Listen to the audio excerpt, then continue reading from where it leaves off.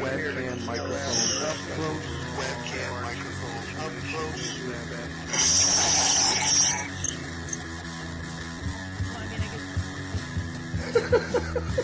At the age of 19 in 1962, she was See, but I have the files.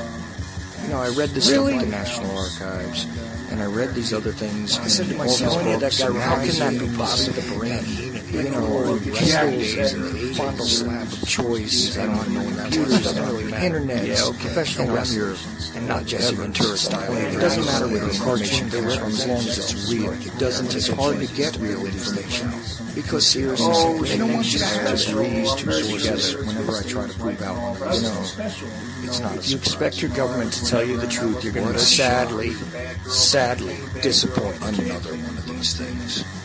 Dear Lord, what a dirty old man, huh? Really? Can't be serious. Is this really how you want things to be? Come on. More hooker, eruptions? Eruptions, whatever.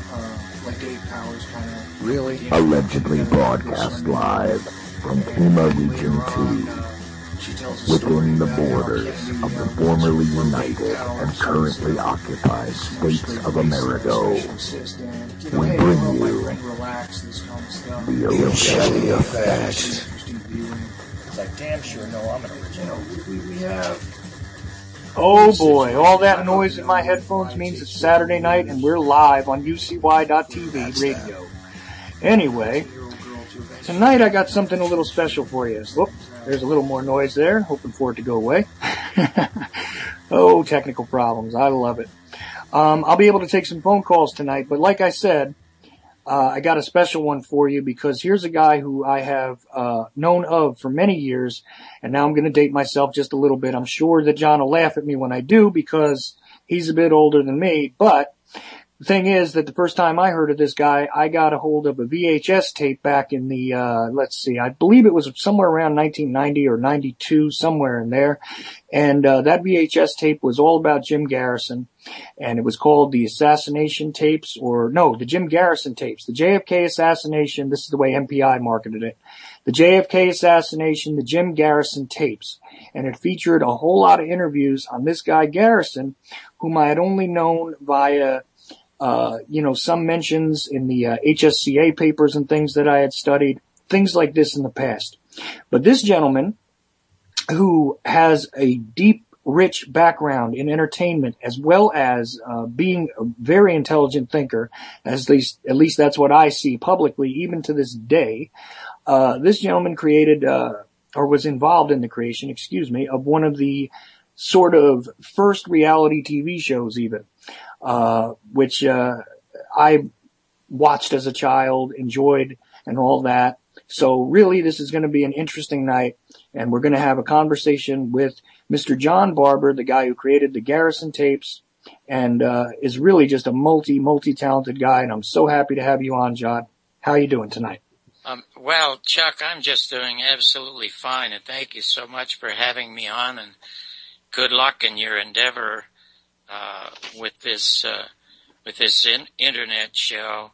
And it's amazing that the more the national media and the federal government repress the truth about the John Kennedy assassination, the more sites like yours start to pop up. It's like grass creeping through the concrete, and I am so glad that there is another one like yours out there to help spread the word about Jim Garrison, probably the most maligned man in America in the last 100 years.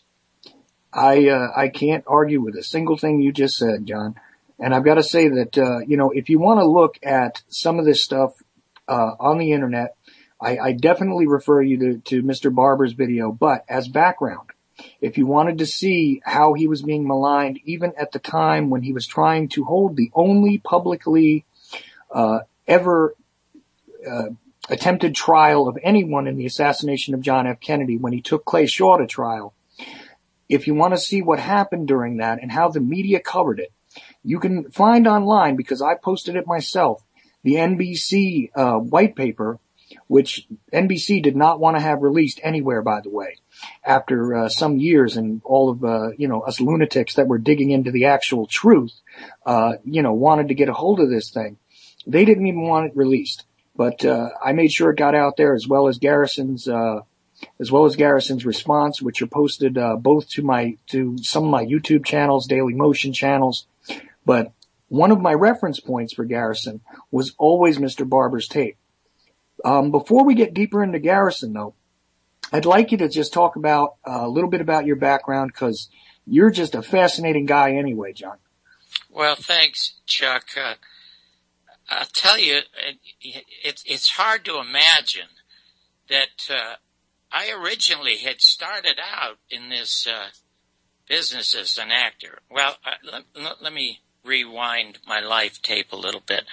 I was born in Toronto at the Salvation Army Hospital, and I came from a severely dysfunctional family long before it was popular. And it was so bad at my house that in 1939, my father joined the Canadian Army to get away to the peace and quiet of World War II. And not having any family life, I dropped out of school at 15 and ran away to the United States and ended up in Los Angeles. And I thought that I wanted to be an actor, but when you come from a dysfunctional background, and then there's so many of us in America and Canada who come from these kinds of backgrounds, and more so today than ever before, because everything is so bad. I mean, when I was a kid, Chuck, children only had two parents, but now that I'm an adult in America, I see that children have multiple parents. So there are a lot of dysfunctional families. And when I was a kid, I was always surprised if people were evil. And now that I'm an adult, I'm surprised when they're good. But anyway, what happens is that you keep looking backwards at your life if you've had a terrible background, and it interferes with your moving ahead. And I always wanted to track down my father. So in 1960, without any money, I went to England to try to track him down. And I did track him down.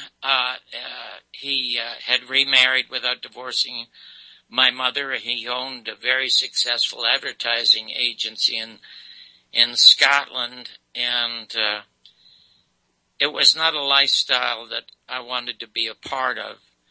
And I remember when I met him, and it took me weeks to get through to him, because the Department of Foreign Affairs and Veterans Affairs in London would not put me through to him. I had to write a letter, and then he had to respond to it.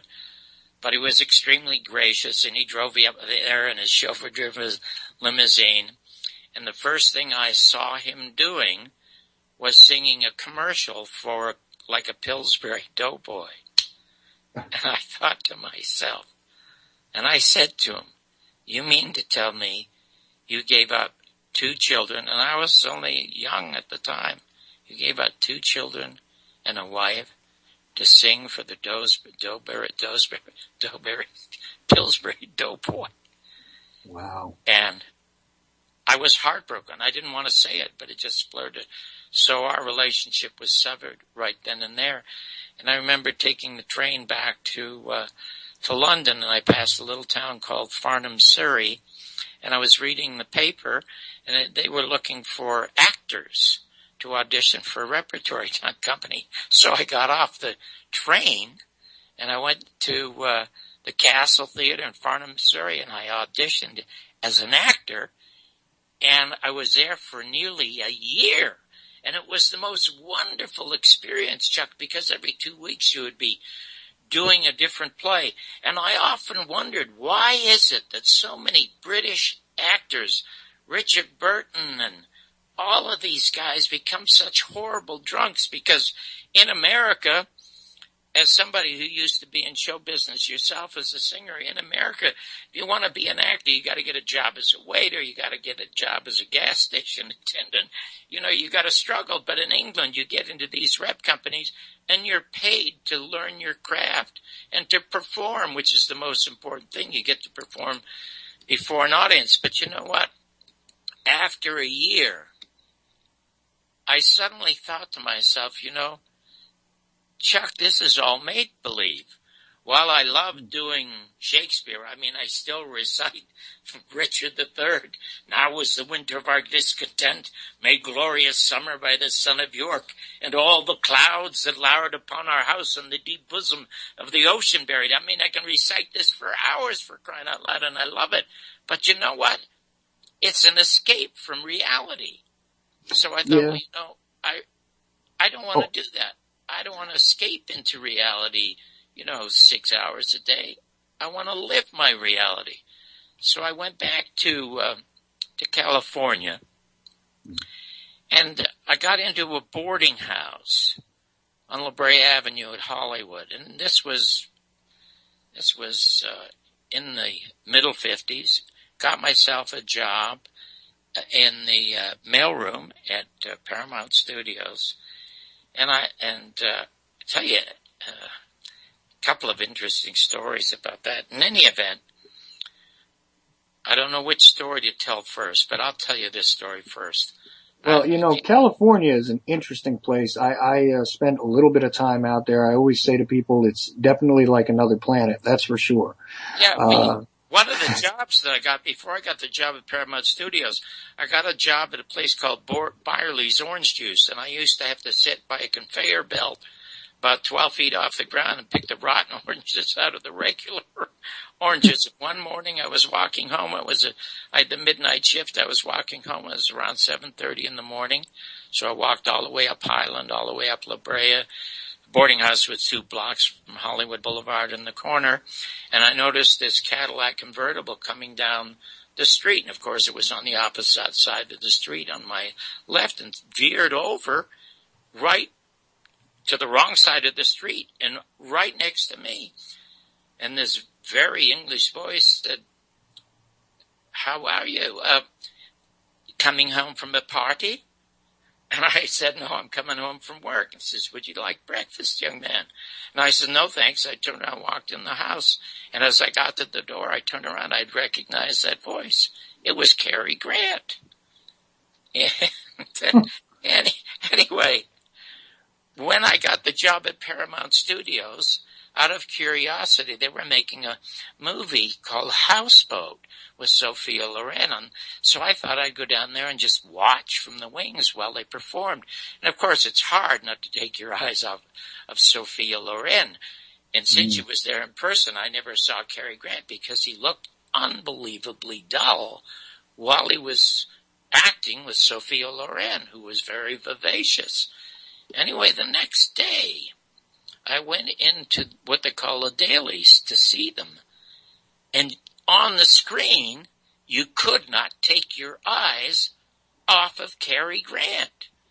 I mean, it seems as though the less he did, the more he was magnified on screen, which taught me a lot when I first got an opportunity to have a job as an actor, even though I didn't want to be an actor anymore. But I got into an argument with a young accountant about at that time there was this huge commie scare in the United States, which is probably all manufactured anyway. Anyway, I didn't know much or anything about politics, but, I had some observations to make about some of the conservative folks in this country who I thought were being very irrational about the Soviet threat. I didn't think it was a threat at all, quite honestly. And the biggest threat, this guy did a lot of accounting work for doctors, and of course the biggest threat was socialized medicine at the time. And at the time, Ronald Reagan was doing commercials speaking out against socialized medicine and how dreadful it was in Canada. Well, coming from Canada, I can tell you, it's an absolutely terrific system. I mean, it's not going to bankrupt you if you get yourself an appendicitis or you get your tonsils out. I mean, operations down here now cost $250,000 or $500,000. In any event, he called me a commie. And I laughed at him, and I went upstairs, and I told him, you people are so uninformed, I'm a 15-year-old dropout, for crying out loud. You're a college graduate, And I know more about what's going on than you do. Maybe it's because I went to school in Canada. And he yells at me, well, maybe you should go back there. Anyway, I'm upstairs in my room, and there's a knock at the door, front door. And 2 uniformed men are at the door. And they identify themselves to the landlady as the FBI. They want to talk to me. Well, I did not have my papers. And so I opened the window and jumped out the window into the arms of 6 other FBI agents who were there to catch a young commie. Anyway, they arrest me and they turn me over to the Immigration and Naturalization Service. And I'm incarcerated for 6 months, mostly with Mexicans and South Americans. Anyway, I befriended a Mexican fella who used to do the laundry. And he asked me if I would like to try to escape. Senor, you'd like to try escape, because he liked me. And I said, yeah, because I wasn't going to stay there forever. And I had called my mother and asked her if she'd send me $40 for a bus fare from Los Angeles to Toronto. That's how cheap it was, because they'd give me what they call a voluntary departure. And she said, no, you got into trouble. You have to get out of it yourself. Well, I had absolutely nothing, and so they were going to deport me. So anyway, we planned that on this Wednesday, he would load me into the big laundry bucket. You've seen these things. They're massive, they 4 big wheels. And they were going to put me down the laundry chute this Wednesday afternoon. So I climbed in here, he and his 2 buddies, and they wheeled me up and dumped me from the 3rd floor. I was at Terminal Island down in San Diego. And I landed on this big pile of dirty clothes. And I had cased everything perfectly. I knew where the gates were and where I could walk out. I was dressed pretty well, so nobody would think that I looked like a prisoner. They didn't dress you in orange at that time. Anyway, I go to the door to get out to the exit, and the door is locked. Then I go to another door, and that door is locked. Then I run to the back. Now I'm in a panic. And that door is locked. Everything was locked. So anyway, I got so tired and depressed, I lay down on all the dirty laundry, and I fell asleep. The guards found me that night, and they took me up to the office, and they told me that I was going to be in sort of solitary for a while. And they wanted to know how come I could be so stupid as to try to escape on July 4th when everything was locked up. So when they deported me, they sent me out of the country in chains, and I'm just a teenager, for crying out loud. And I had to stop at Cook County Jail in Chicago. And I remember when they were getting ready to put me in my cell and they were processing me with the paperwork, I was in a relatively large room with a half a dozen detectives sitting down doing their work. And they have coat hangers, of course, on the back of the doors, Chuck. Right. They had a black guy with his handcuffs behind his back, and they hung him on the back of the door. So he was like 3 or 4 feet off the ground, screaming in pain. I mean, really screaming in pain. And they all totally ignored him. I told you, I thought, oh God, I can't wait to get out of here. I don't think I'm ever going to come back to America anymore if this is what America is. But anyway, I got back to Canada, and it was worse in Canada. My mother ignored me. I had nothing truthfully, I had nothing to live for.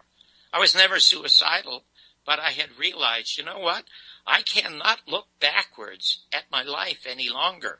I mean, I'm suspended out here in space somehow, and everything in life, you must know, is chemical and in motion. If you are not in motion, you're still in motion if you stop, because if you stop, you decay, and decay is reverse motion. So I thought, I'm never going to look back again. And that's when I became totally free of the past, and I thought to myself, you know what? I'm going to go back again. I went back to California, and my only experience where I had reviews that I could show people was an actor. And I thought, well, you know what? I really don't want to do this.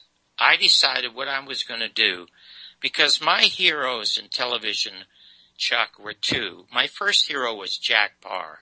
And you may not ever remember Jack Paar, but he was the best late-night host. The Tonight Show, yeah. The Tonight Show.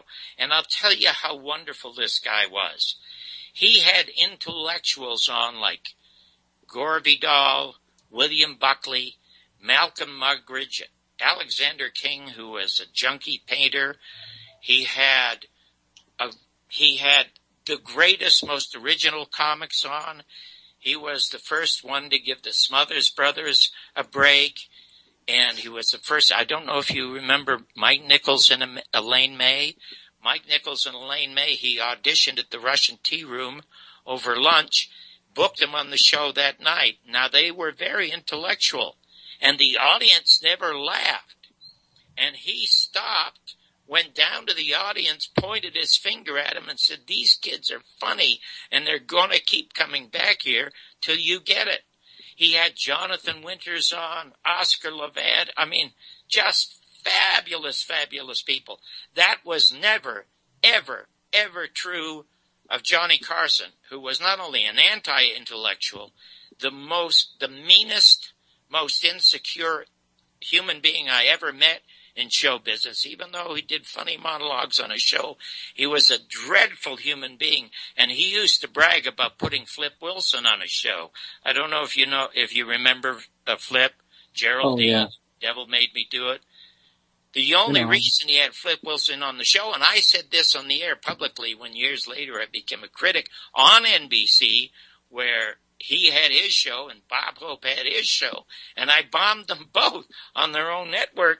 I said that the only reason that Carson had him on the air was that he'd been on a plane that had been kidnapped, that had been hijacked and taken to Cuba. He didn't have him on because he thought he was a funny comic.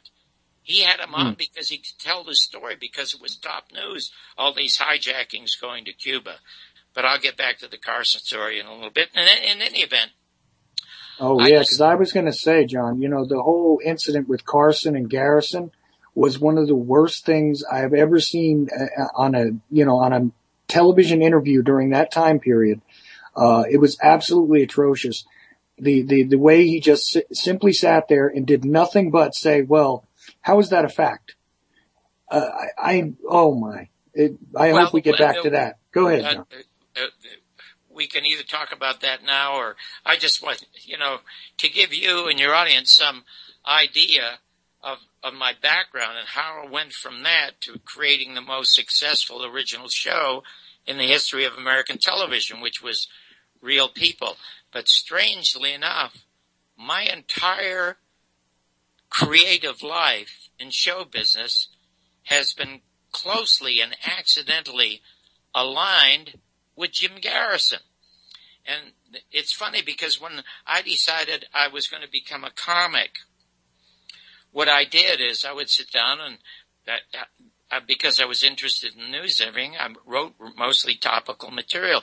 And I broke my material in at a place called The Horn on Santa Monica Boulevard in Los Angeles. And their biggest star attraction was this hillbilly from the Ozarks or someplace who talked like that. But when he opened his mouth to sing, he sounded like Pavarotti.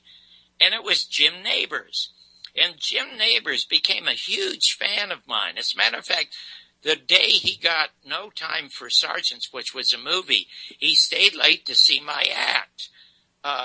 And because there were so many singers in the club, people used to love the fact that my whole act was like, I'm brought to you. This was in the 60s during the Black Power movement. And I would tell the audience that I'm here through the courtesy of the NAACP, the National Association for the Advancement of Canadian People. Anyway, what happened was that Jim took me aside, and because I used to do a lot of really cutting material, and he says, "John," he says, "let me tell you, from what I've learned about this town and about this business, you're very funny and you do some really stuff that I like and make me cringe sometimes, but I always laugh. But let me tell you something, if you want to get ahead in this town and this business, let me tell you the honest to God truth. It's better to be liked than it is to be talented. And I have seen that so much in this business. When you see the mediocrities that ascend to stardom in television, it's enough to almost want to make you vomit, for crying out loud.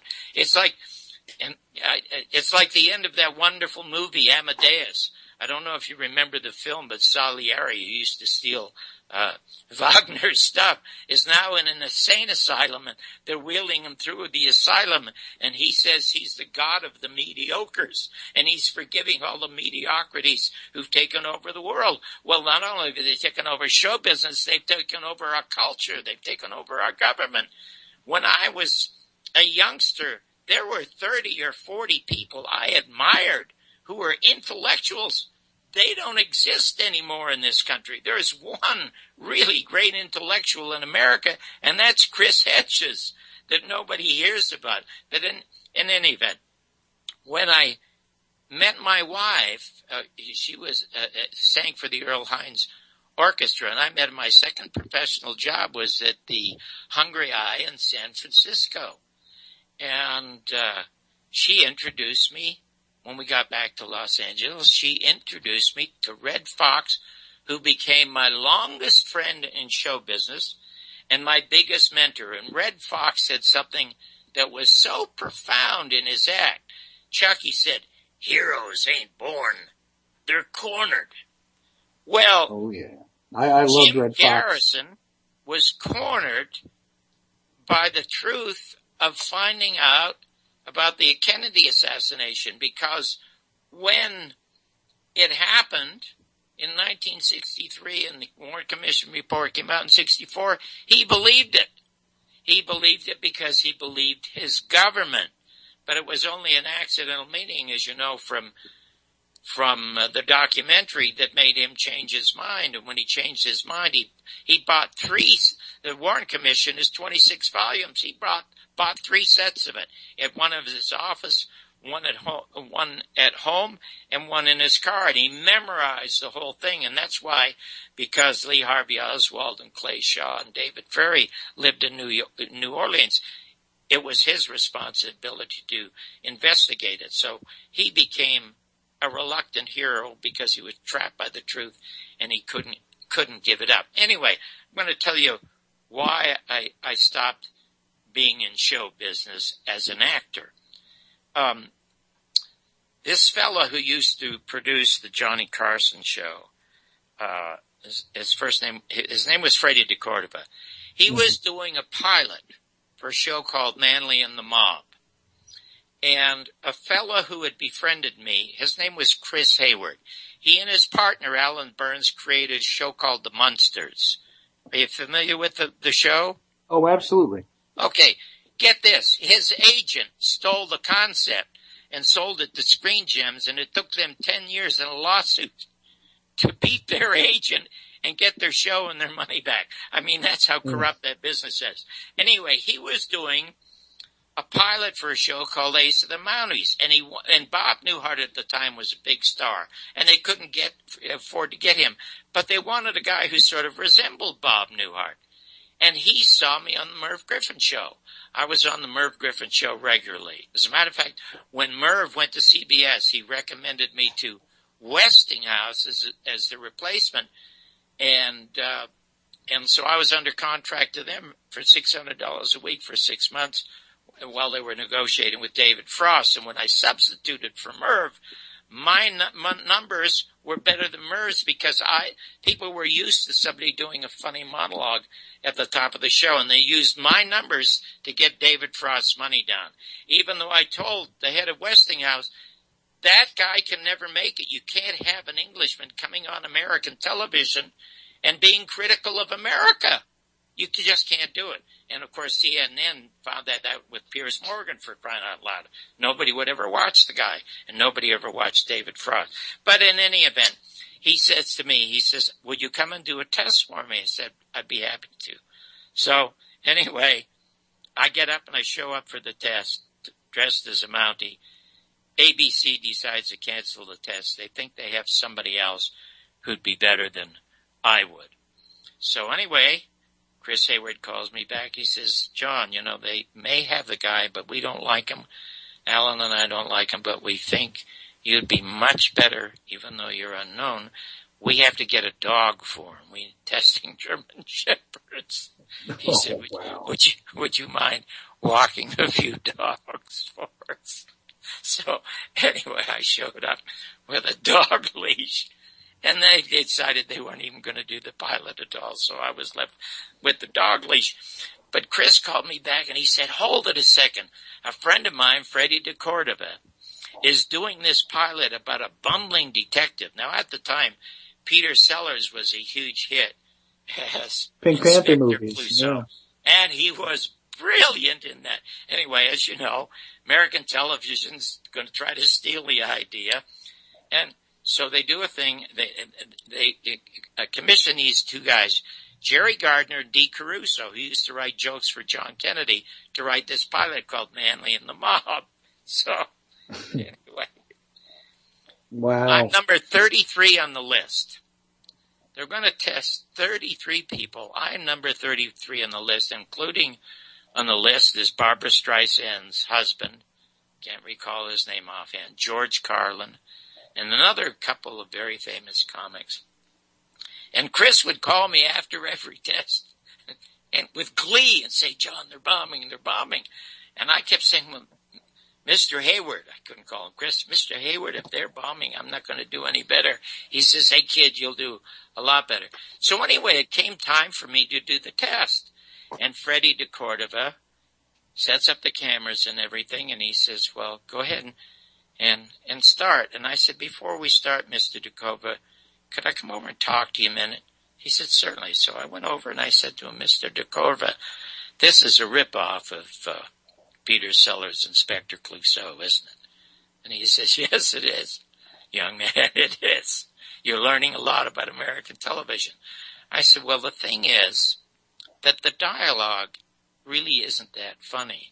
But what Peter Sellers was known for as Inspector Clouseau was that he was klutzy. So would you mind, before I speak the first lines, I'm supposed to pick up the phone on my desk and talk to somebody. Can I do a little business around the desk to show that I am a klutz? He says, do whatever you want because it's not working so far. I wasn't 20 seconds into the pantomime and the crew started to laugh. So that when I started my dialogue, Chuck, they were howling. And we had to do retakes because you can't have laughter on the set. Anyway, Chris Hayward calls me up. Freddie de Cordova calls me up and they said, kid, you're going to be a star because you're absolutely terrific in this. The next day, I get a call from Freddie de Cordova. And he says, John, there's good news and there's bad news. And I said, well, what's that? They said, well, ABC were absolutely thrilled with the test. And you know what they said? I said, what did they say? They said, well, thank God the script finally works. And I said, hey, what about me? They said, well, they can't use you because you're unknown. And I said, for crying out loud, why did you have me on the list at number 33 if I'm an unknown? And he said, well, that's the reason. Nobody knew you, so they had nothing against you. So anyway, I said, well, who are you hiring? And who was the guy that was on Hollywood Squares that sort of talked like that, kind of funny all the time? Do you know what I'm talking about? Well, let's see. There was the Center Square guy? He always talked like that, through his nose. And, oh, God, I can't remember his name. He was very funny on Hollywood Squares, but he was openly gay. And I said to Freddie, Paul Lynde. Paul Lynde, that's it, Yeah, yep. I said, you can't have Paul do that. America won't accept it. I said, let him be my sidekick. You know, it'd be perfect as a sidekick. Introduce homosexuals to American television as a sidekick. Don't make him a star right away. You'll kill the guy. You'll ruin his career. So they didn't do that. And of course, they did the pilot. and it died and went away. So that's when I decided never again to be an actor. I was just going to do my stand-up. Now, this is how I came to accidentally. I used to do a whole thing in my act, Chuck, about how the best things in life happen to us by accident. But the very worst things are those that are really well planned. Like the economy was well planned, Afghanistan was well planned, Iraq was well planned. But in any event, I accidentally got to talk to Mr. Garrison and how this happened. And then I'm going to tell you the story of how my life inadvertently parallels the Jim Garrison story.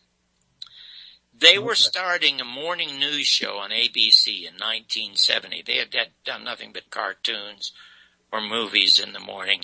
And they decided that there was a time in American television when a company could only own 7 television stations around the country or 7 newspapers around the country, but never 2 in the same city. And there used to be literally thousands of owners of television stations and radio stations and media and magazines in this country in 1970. I mean, thousands. Today, there are only 6 corporations that own the 70s. American media. That's right. That's because of Ronald Reagan. I'll tell you why. Because he saw Garrison late night on NBC. I'm going to tease you with that, and I'm going to go back to 1970. Okay. Anyway, they were holding open auditions for this. They wanted it to be a news show in the morning because they were being challenged a lot by Mexicans and minorities about not having enough of minority content on local television. And the general managers had to have hearings every year with the FCC. I mean, it was brutal. And now it's free money. Now they don't care about anything anymore. No more fairness doctrine, nothing. That day they did. Anyway, they wanted to get some brownie points with the FCC and the black community, excuse the pun, by having a news show. So they had these open auditions for hosts. And I was one of the guys who auditioned. And there were 100 of them who auditioned. But because I was a fan of Jack Paar, and the reason I was a fan of Jack Paar goes a lot deeper than the fact that he was bright and had all these great people on and did great monologues, was Chuck, when I was a kid, there was never a conversation in my house. Nobody ever talked to anybody because nobody ever saw anybody.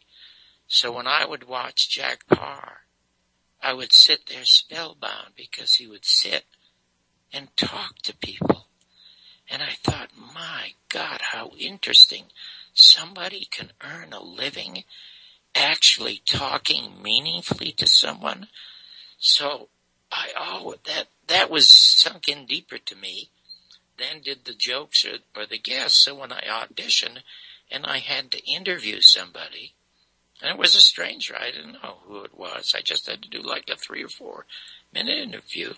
I talked to this person like he was in my living room and there was no one around. And I got the job. Now, when I got the job, the ratings were 0.03, which means nobody watched it. Within 5 months, our ratings were 5 and bumping heads with the Today Show. We had people on the air that no one would put on the air. For example, the federal government in 1970 was trying to put Muhammad Ali in prison because he wouldn't go kill yellow people in Vietnam. He says, no yellow person in Vietnam has ever hurt me as white people in America. They hated him, as did 95% of all Americans. Now you talk to any American and Muhammad Ali is a hero. That's because he's sick and crippled and can't speak anymore. But when he was telling America that they were out of line for what they were doing illegally, which was the truth, they were trying to put the man in jail. I put him on the air for an hour, live. Well, they punished anyone who challenged Vietnam in any way, shape, or form. That's right. The same thing. We would never have a celebrity on to talk about his show or his movie. if they weren't talking about something important, they'd never come on the show. Jane Fonda came on the show when people wanted to shoot her, calling her Hanoi Jane, and she was a traitor. And she was absolutely fabulous because I told her that people do not think. People only feel. And she came in with Mark Lane, who wrote the definitive first book about the assassination called Russia's Judgment, which had to be published in England. Now, all the critics who support the Warren Report saying, oh, these people are just making a living off of this. Well, he couldn't get it published in this country, and he only got $1,500 for getting it published in England. So he wasn't doing it to make a living. He was doing it to get the truth out there. Anyway, I think he was dating Jane Fonda at the time and brought her in to do the show. But when we met in the back room, now let me tell you something. In my day, they used to have what they called the fairness doctrine. So that if I had a Republican on, as I did Ronald Reagan, when Ronald Reagan was running for his second term as governor, he chose our show because it was the most popular in Southern California over the Today Show. And what I had started to do on my show is because I wanted to let people know that somebody was at home other than the host, is I decided to do film reviews and television reviews every Monday, Wednesday, and Friday, and I decided to take phone calls. The general manager of the station said, hey, this isn't San Francisco. We don't have intellectual people in Los Angeles. I don't want phone calls. And I said to him, Mr. McMahon, let me tell you something. If you're engaged in an interesting conversation or you hear one, you want to join in. I won't open the phones immediately. What I'll do is I'll do the discussion with the person, then opens the phones, and you'll see people calling in. He said it'll never happen. And then he said, as far as doing movie reviews, that's intellectual crap. Nobody cares about movies. And I said, maybe not as many people are going to movies, but they all talk about movies and they all talk about celebrities. So in spite of that, I did reviews Monday, Wednesday, and Friday. And as a result of that, was hired by Los Angeles Magazine and became their film critic for 10 years. And when I was fired from ABC for booking Garrison, I ended up at NBC doing their film reviews for 5 years and won 4 Emmys there. I won my first Emmy doing the morning show. Anyway, when Reagan was going to come, I'm getting a little sidetracked, but I'll get back to the point. When Reagan was going to come on the show, his press relations guy came up to me and said, it was about 10 minutes before the show, he said, Mr. Barber, could I see the list of questions for the governor? And I said, I don't have a list. And they said, well, you must have a list of things you want to ask him. And I said, no, I definitely don't have a list. When he comes here, he'll sit down and whatever happens, happens. So he went back to Reagan. Reagan shook his head. And he came back to me and he said, sorry, Mr. Barber, without the list of questions, the governor cannot do your show. And I said, we only have 5 minutes to airtime. And he says, well, I'm sorry. And I said, well, you will be sorry because when I get on the air, I'm going to recount this conversation about how you came up here, asked me for this. I didn't have it, and the governor said no. And then I'm going to open the phones and talk to people and see what they think about someone like that.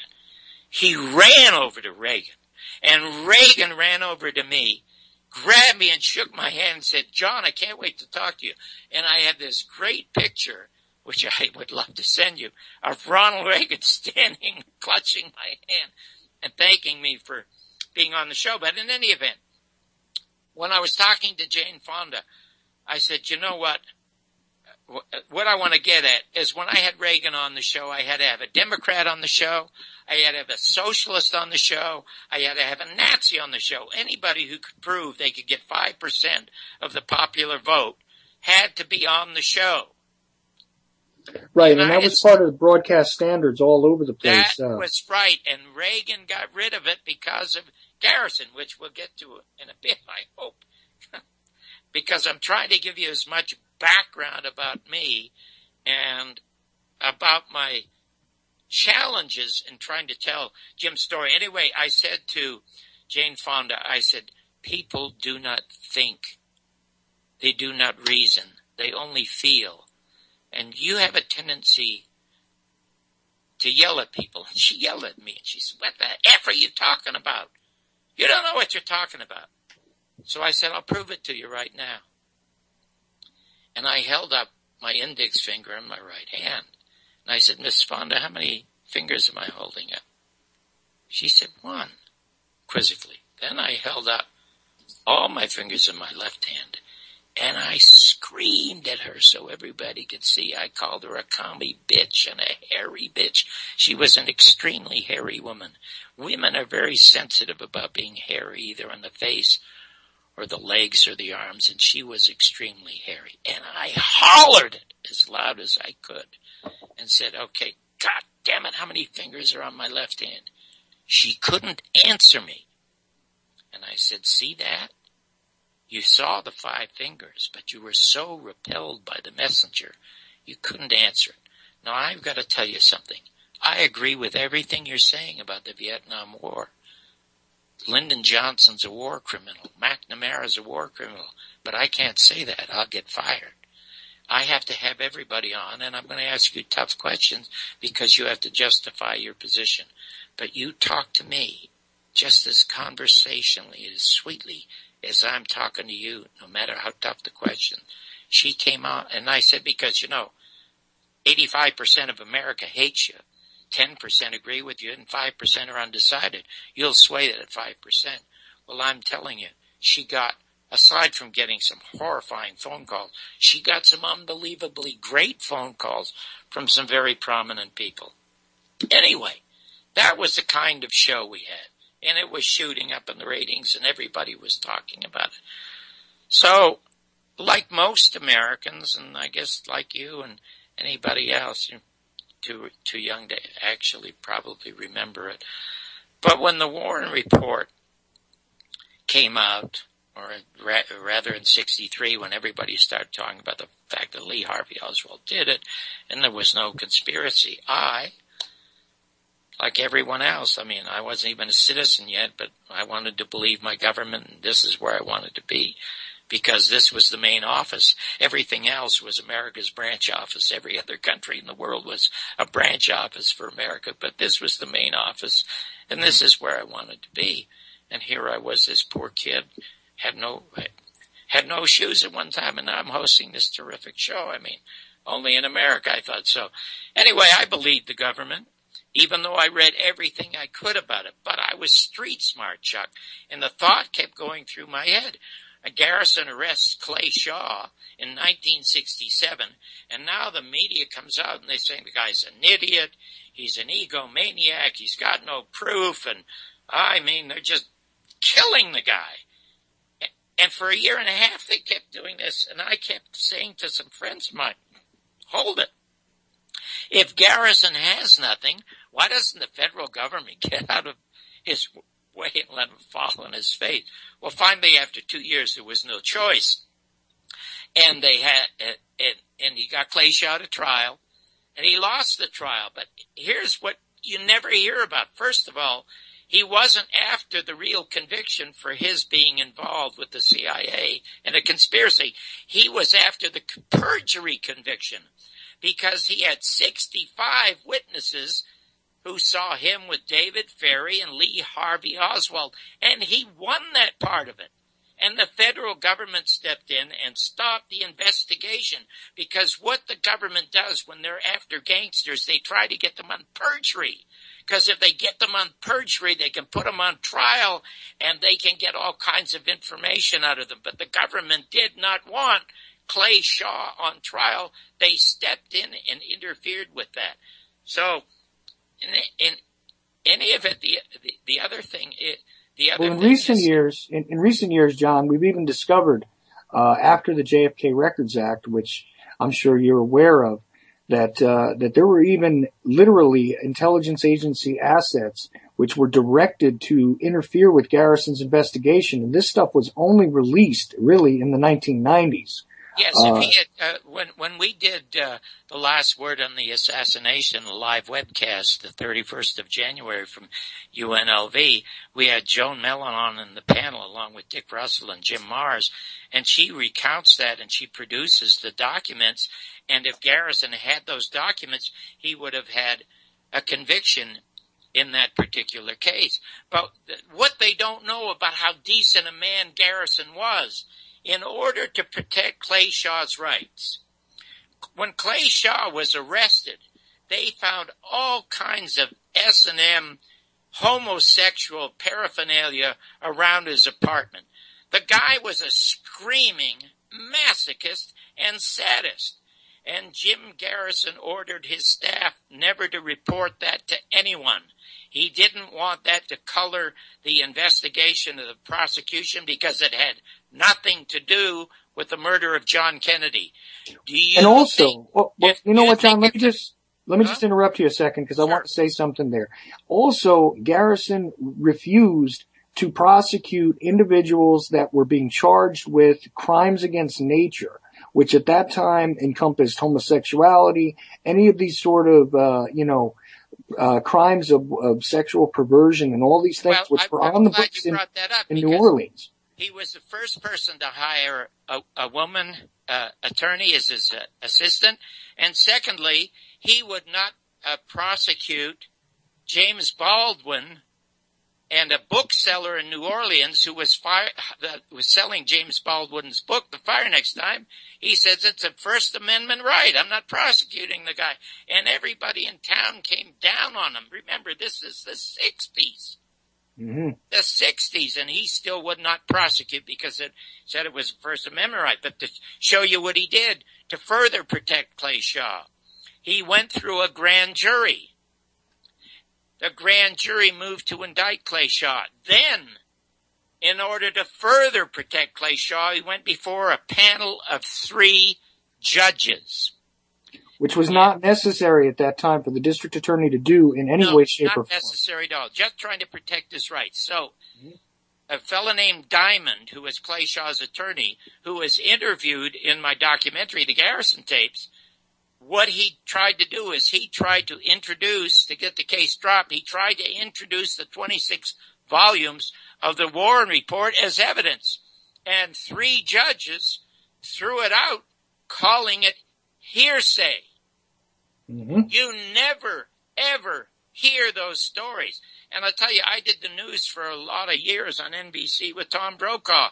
Tom Brokaw did this documentary, again, being apologetic about the Warren Commission. And I called him up and said, hey, let me do 5 minutes about Garrison. And I never heard back from him. Anyway, I'm going to tell you how I happened to accidentally get to meet Jim. Best things in life happen by accident. And how this is my life and my career. My success has been altered by my involvement in the Jim Garrison story. But somehow or other, Chuck, and I'm not religious at all, but somehow or another, there's something metaphysical in the air that tells me that I have to be Jim Garrison's biographer, his visual biographer. And I'll tell you why. Okay. I believe this, the Clay Shaw trial's over, and I'm in a bookstore, and I see this book called Heritage of Stone. Mm. That was Jim's first book, yeah. Yeah, written by Jim Garrison. I thought, gee, is this the same Jim Garrison? So I open it, and I read it in the bookstore. I couldn't believe what I was seeing. And it's about his recounting the Clay Shaw trial, how the only way he could get the Zapruder film from Time Life, it was a Supreme Court decision. Time Life refused to give it to him. He had to take it to the Supreme Court. A Dr. Zink was prevented by admirals and generals from performing a proper autopsy at Bethesda. He was one of the doctors who came down to New Orleans to testify. I mean, all this unbelievable material. And I thought, this guy's got to be on my show. So the next morning, as soon as I get to the office, I pick up the phone, I call information in New Orleans. I asked for the attorney's office. They gave me the number. I said, would you connect me? They connect me. And this bass baritone voice answers the phone. Hello. And I said, could I speak to Mr. Garrison, please? He said, speaking. I said, Mr. Garrison, my name's John Barber, and I host a morning show, the most successful show in L.A., most successful talk news show in L.A., and I just finished reading Heritage of Stone. And he started to chuckle, Chuck, and he said, "Oh, you must be the other one. I only sold 2 copies." And that's the kind of sense of humor he had. So I said, "Mr. Garrison, you've got to come on the show." And before I could finish, he said, "John, you'll never get away with it." I said, "Mr. Garrison, I just won my first Emmy. The governor's been on our show, Jane Fonda, Muhammad Ali, everybody of import. Bob Hope wanted to be on the show," and I turned him down. And Garrison screamed with laughter. I said, "Because he just wanted to tell jokes. He had nothing to talk about. But you had the most important thing in America to talk about. I'll put you on. We'll talk for 45 minutes. I'll open the phones for 45 minutes and let people talk. They'll love it." He said, "John, you'll never get away with it." I said, "We'll pay for everything, Mr. Garrison. Will you please do it?" He said, "Okay, when do you want me?" So I gave him a day the following week when he would come in. I was fired the next day. And Garrison, Of course you were. Garrison was canceled. Okay. So then I end up at Channel 11 doing my reviews. I'm still at LA Magazine, and Tom Brokaw sees me on the air, and he recommends me to the news director at NBC, so I end up at NBC for 5 years as their critic at large, and as I said, still doing the reviews for Los Angeles Magazine, but I never signed a contract with NBC, and they wanted me to sign a contract. I said, "I'll do the reviews Monday, Wednesday, and Friday." I was only getting $150 a night, and I was contributing 10% to the viewership, because in all of their research, they found out that people tuned in to watch and listen to John's reviews. They were extremely, extremely popular, as luckily so was I. But I never got to see Jim, but during Watergate, I gave him a call. We talked about Watergate. There were some names mentioned there that had been mentioned in Dallas. We talked about the Vietnam War. Then in 1979, I created a show. I first had it with ABC, and what it was, they used to have stuff come over the wire services in the newsroom, and sometimes it would say, "Editors, please note, this story may not be suitable for broadcast or popular consumption." And there'd be these wonderful offbeat stories about people. And I thought to myself, my God, this would make an absolutely terrific show. So anyway, I created this show, and it was going to be a cross between the National Enquirer and this great hit movie called American Graffiti. I don't know if you remember that film, Richard Dreyfuss, but it was a huge hit. Right. American Graffiti, made by Universal. And so I called the show National Graffiti. And I wanted to hire as my black Richard Pryor. Now, at the time, Richard Pryor was doing a show at NBC, which he was fired from, and then he was arrested by the Internal Revenue Service for not paying his taxes, released and arrested again for punching a programming executive at NBC. But Richard was just absolutely wonderful. So I had the show at ABC with the guy who was co-responsible for Barney Miller, which was one of the really good comedy shows of the era. It never had a laugh track, and the characters didn't yell at one another the way they do in comedy shows today. And the producer of the show became my son's godfather, was the guy that tried to give me my first job as an actor, and that was Chris Hayward. He was the producer of the show. So he brought me in there and said, "Let John develop this show." So I had this meeting with a guy named Lou Ehrlich, who was the late night programming guy at ABC. And when I told him I wanted Richard Pryor, he said, "That nigger's never getting on this air." I mean, he said that in his office.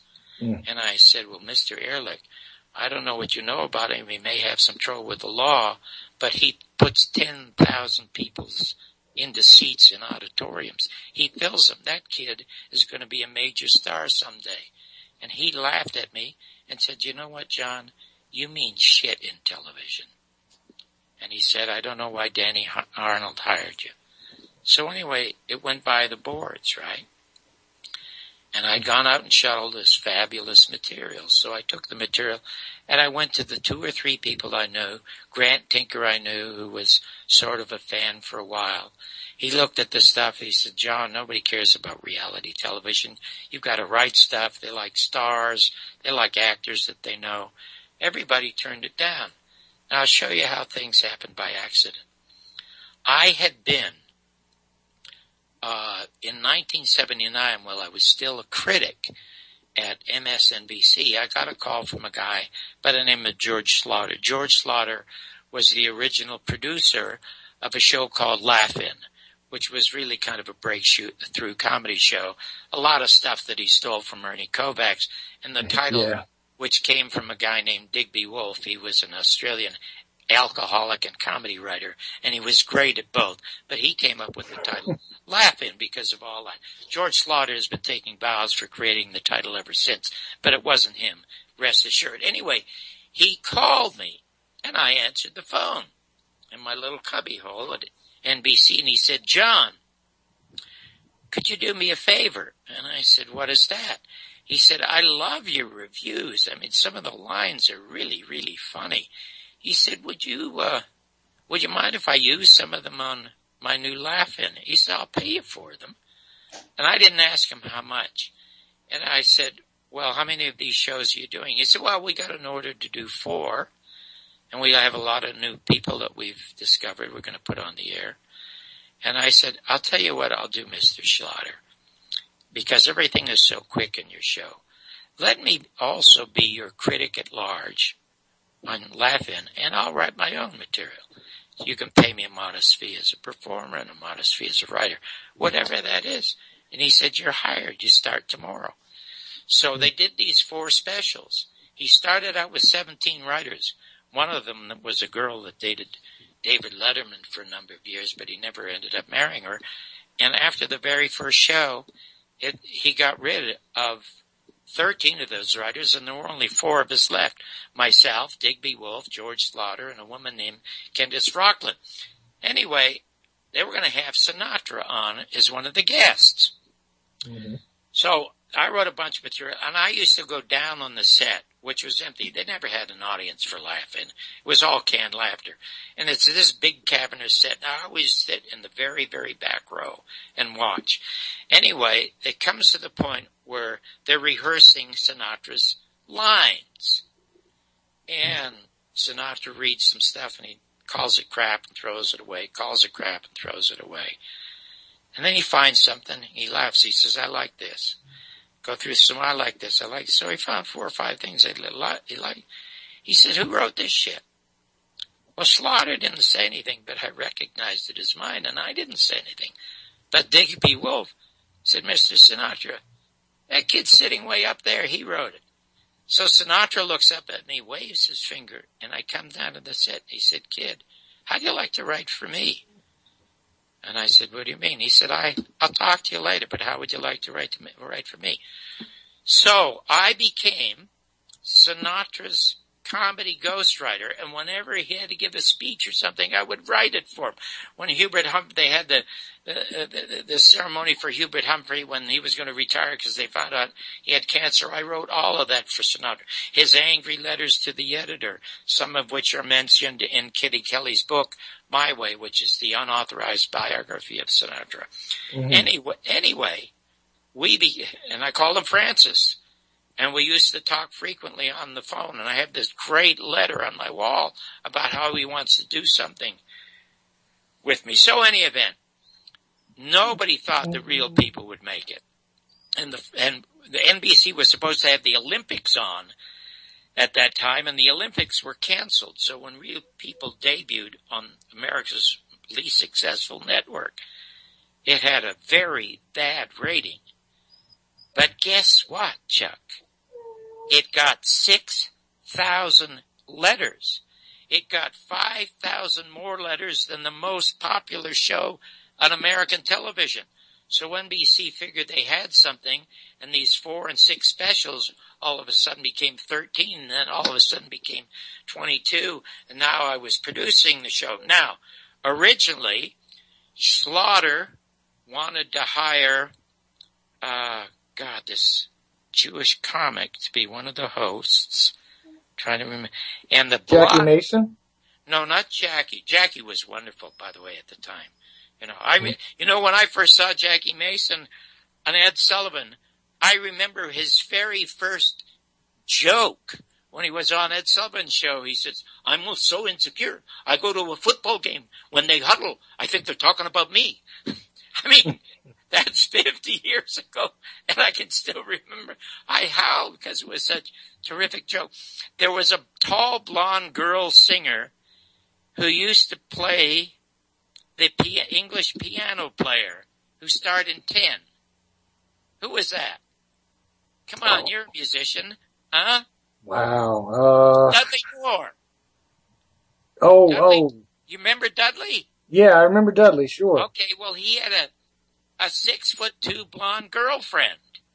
Right, And she was a girl singer, and she was very good and very pretty. And the comic he wanted to hire was David Steinberg. So I went to George and I said, "George, you cannot hire David. Not that I don't like him, but he's a walking political editorial." Yeah, People Steinberg was like that. The stars of the show cannot be the people on the show. The stars have to be the people you're profiling. And fortunately, Steinberg turned it down. Then he interviewed the big blonde, and I went in when she left, and I said, "George, I'm telling you something. This is a serious, serious blunder, because when people see this girl, they're going to wonder, what does she see in Dudley Moore, and what do they do in bed?" That's what they're going to be thinking. So you have to hire unknowns.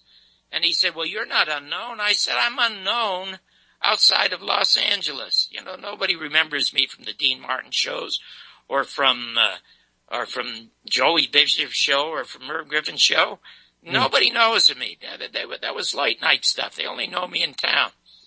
My son, who was 10 at the time, his favorite morning show was the girl that was on, who ended up in a spot where I was on the AM show in Los Angeles.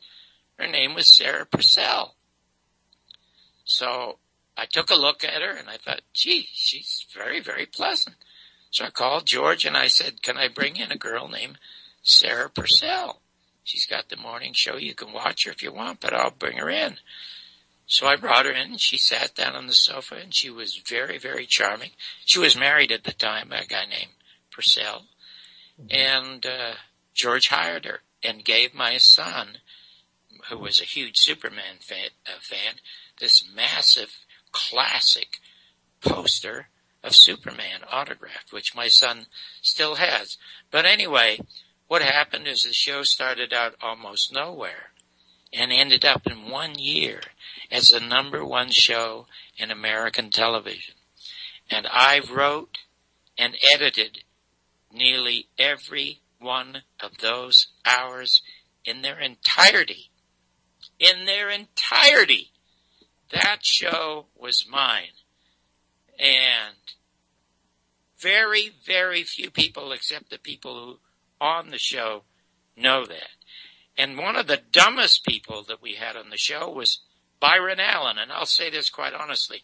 We did a story about some guy who made these terrific figurines, life-size figurines of the Beatles, and he had them situated around his dining table so he could eat with the Beatles every night. And when we put the story together and had Byron do it, he came to me in secret and said, "Who are the Beatles?" Now here's a kid that's 20 years of age and he doesn't know who the Beatles is. Beatles are. He was going to USC. We had to hire a girl to do his homework.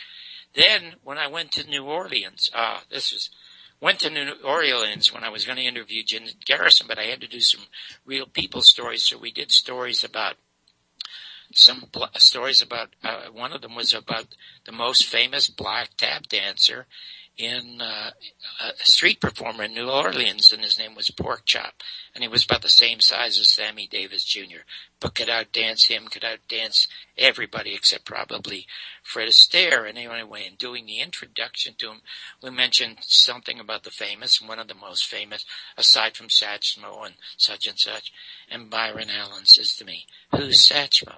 He didn't even know it was Louis Armstrong. Oh, now, right. I say that in all honesty, but if you look at Byron Allen today, he is the only one of all of the cast and the producers or directors or anyone who involved with that show who went on to become a multimillionaire.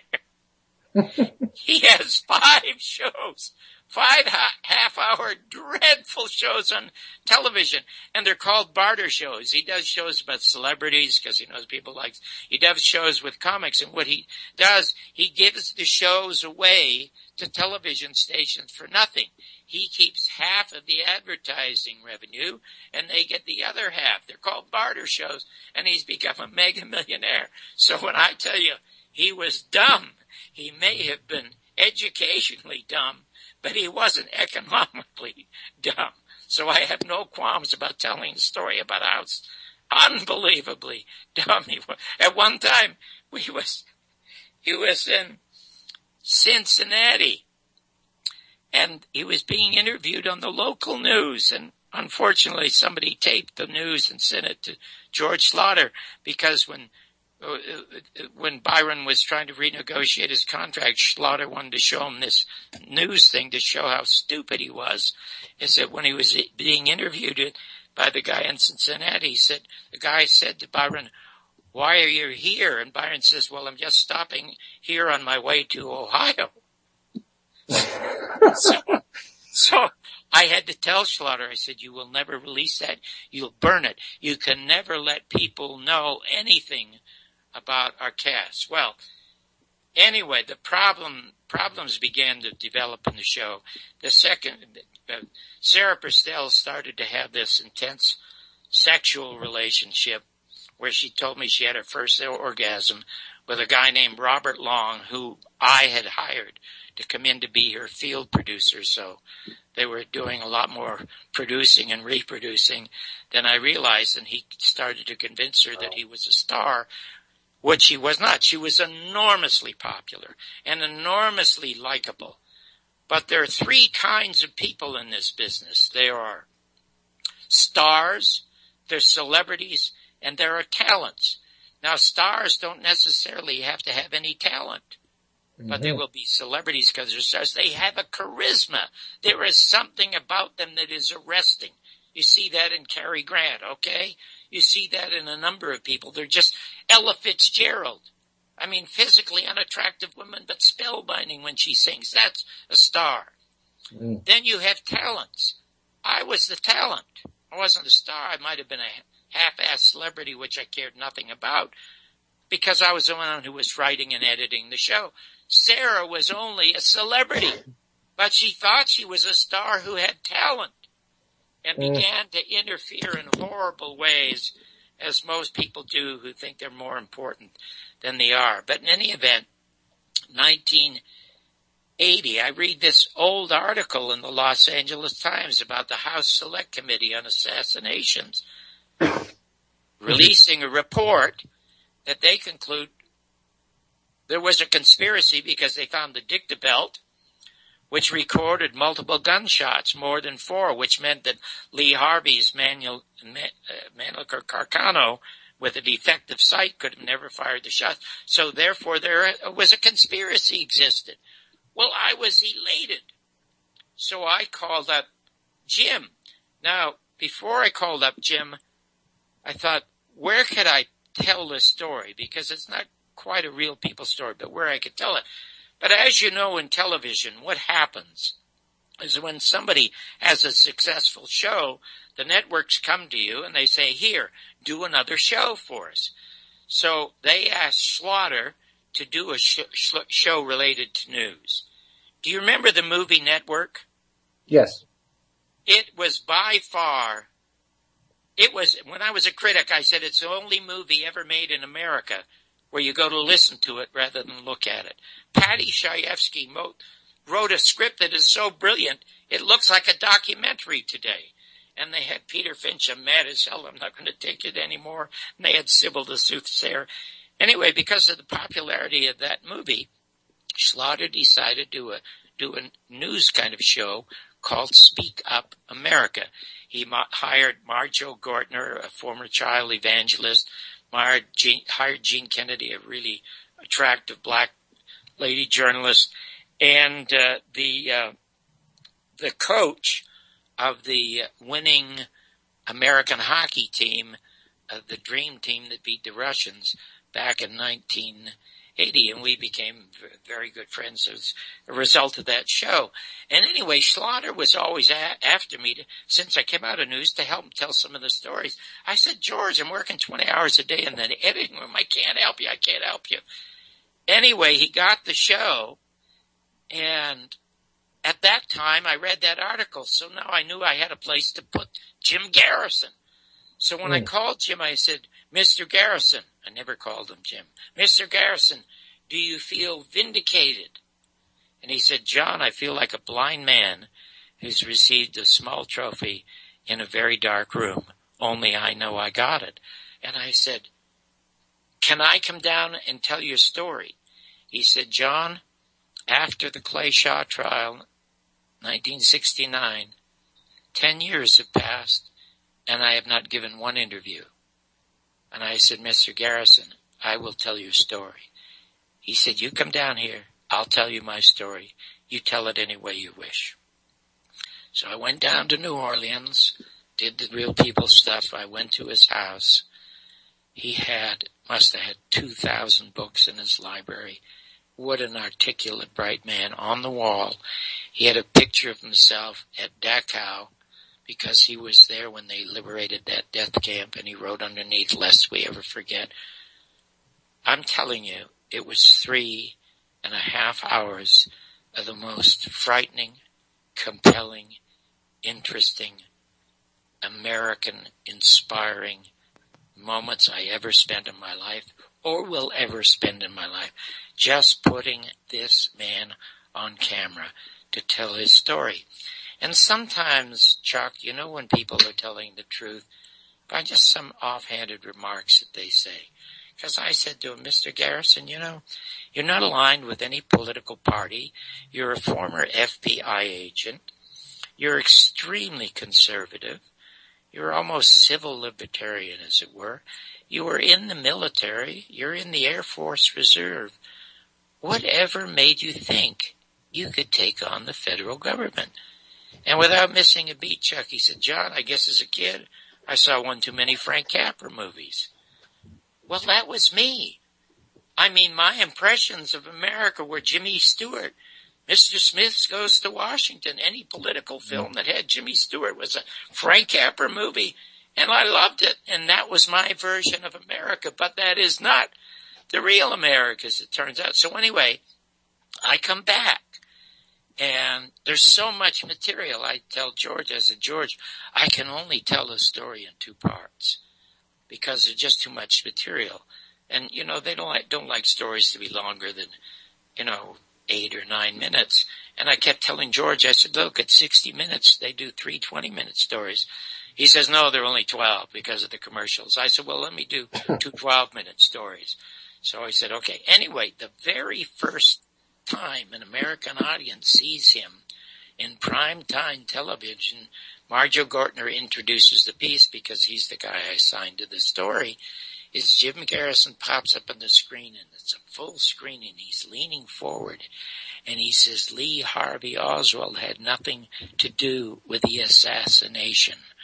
The paraffin test showed that he never fired a shot. He wasn't on the 6th floor. He had nothing to do with the assassination. The first words he speaks on camera. You should have seen the audience because we had a full audience for this show. They were spellbound. Now they go for the 12 minutes, and we're introducing the story, and nobody breathes or moves. You couldn't hear anything move. You couldn't hear a camera move. You couldn't hear a cable move. You couldn't hear a cough. Anyway. Well, let me interject something here, John. Sure. Because, Garrison understood this in 1967, 1968. during his discovery phase, okay? Right. And you know what? Later on, even when we've examined these things, and I have personally examined the paraffin tests from that day, and let me tell you something, even the positive results that were found are inconsistent with the rifle being used as a weapon by Oswald, but you can throw all those paraffin tests out if anybody even tries to tell you that they're valid, okay, because the test itself was not conducted properly, okay? None of this evidence was collected properly. Garrison was aware of that and was turning this evidence back on itself. I mean, it's so amazing because in this day and age, we're able to share things across these, the internet networks and things like this. Garrison was able to discover this himself. You saw this in the documentary. Garrison gave me the J. Edgar Hoover document where the FBI said the paraffin tests proved that he did it. And then you got Curry, the chief of police, saying the paraffin tests prove it. I mean, they were all absolute lies. But here's where it fell apart at Real People, and here's where it fell apart with telling Jim's story. One time during the interview, I asked him, I said, Mr. Garrison, how many shooters do you think there were? And he said, 3. It was triangulation. He said it was military style. And he said in these cases, they usually have a team of 2, so there would be 6. He said, but in this case, since it's such an important murder, they probably have somebody on the phone. So it makes like 9 people. And I said, okay, they know what they're doing. People around Dealey Plaza and the fake Secret Service people, they all know what they're doing. How many people do you think actively knew what was going to happen? And he said 32 probably. He says it's on a need-to-know basis. And he said, and then he began to outline the people at CIA, FBI, and the media. Right, perfectly logical conclusions. Okay, now get this. So I do the second part of the story. And I have Marjo Gardner say, Mr. Garrison, how many shooters do you think there were? And Mr. Garrison says 3 and explains why there's 3. Anyway, I'm at home, and the part 2 the following week is going to come on. And now the ratings are sky high because everybody really wants to see what Mr. Garrison is saying. Marjo Gardner comes on the screen, introduces part 2, talks about how interested people are in it. Then he cuts to himself on film, and there you see him on camera saying, Mr. Garrison, how many shooters do you think there were? And then they cut to Jim Garrison. He says, 32. And then the phone rings, and it's George Slaughter. And he said, what did you think? And I started screaming at him. What have you done? What have you done? You crazy idiot. What have you done? He said, Jim Garrison's a kook. I said, you're the kook. He can sue you and NBC for everything. This is deliberate libel. He says he's an idiot. He's a kook. And I slammed the phone down. And I immediately called Garrison in New Orleans, and I'm crying like a baby. First time I ever cried in my life. I never cried as a kid, ever, ever, ever. No matter how bad things were. And I'm bawling. I'm a grown man with a #1 show in America, and I'm bawling like a baby and saying, Mr. Garrison, I'm sorry. I don't know what happened. That's not how I edited the story. And he said, John, I'm used to it. I said, please, sue them. Sue them. You can sue them for libel. It's deliberate. It's malicious intent, and that's the proof of libel, and I will back it up for you. And he said, John, I've had it happen too often, and besides, my family loves your show, and I don't want to cost you your job. And I didn't, realize it myself at the time, but because I'd hung up on Slaughter, my days with Real People would be over. Because the following day, George Slaughter signed a 2-year contract with NBC to extend Real People another 2 years. Were you aware, John, of the white paper and earlier? Were you aware of that history with NBC? Yeah, well, let me go over this with you a little bit, okay? Because NBC should not have a license, And most of the people at the head of NBC should be in prison for interfering deliberately with the prosecution of a crime. And it's all outlined in the documentary, and when people see it, they're going to be stunned. What NBC did and why there is no longer a fairness doctrine all started with NBC and ended up with Ronald Reagan, and this is the story. NBC hired a guy named Walter Sheridan, who was a conduit to the CIA and the FBI, with explicit instructions to go to New Orleans, give the impression that he's helping Garrison, but to destroy him and to get his witness, his major witness, who was his taxi driver, who had testified. He came forth voluntarily to say he was at the meetings when Clay Shaw and David Ferry were talking about assassinating the president. And Perry Russo. Yeah, Perry Raymond Russo. And Russo was notified that he was to go to a motel to be interviewed, in which he was to lie. He called. They had asked him where he would like to go to work outside of New Orleans and what kind of job he'd like. He said, well, I've always liked California. They got him a job in Los Angeles with an insurance company at $50,000 a year in 1969. And he went to Garrison and told Garrison, and Garrison wired him. So when Walter Sheridan, the NBC producer, took Perry Raymond Russo into that motel room, it was all recorded. And what does Garrison do? He files a criminal suit against NBC and against Walter Sheridan. The federal government steps in and stops the prosecution of Sheridan. But the FCC orders NBC to give Jim Garrison time to correspond to the white paper that you're talking about. So he got a half-hour late night, some of the clips are in the documentary, to tell America stuff that they had never heard in their life. And also, they prepped Johnny Carson because Mort Saul got him booked on the Tonight Show.